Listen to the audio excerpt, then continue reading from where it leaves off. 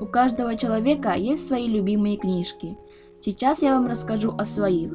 Это моя первая азбука, благодаря которой я научилась читать и писать.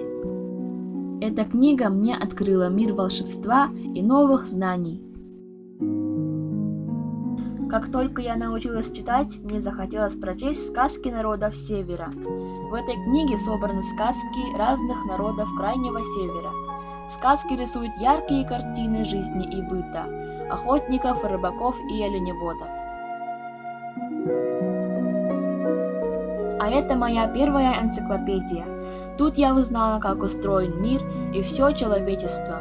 А также в этой книге я влюбилась в город Санкт-Петербург и хотелось в нем побывать. Недавно моя мечта осуществилась.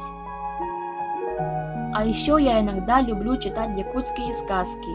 Они учат детей, что добро всегда сильнее зла, а смекалка и хитрость важнее физической силы.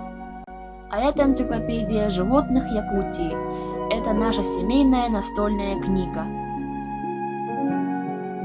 Книги окружают нас с детства. Они сопровождают нас всю жизнь.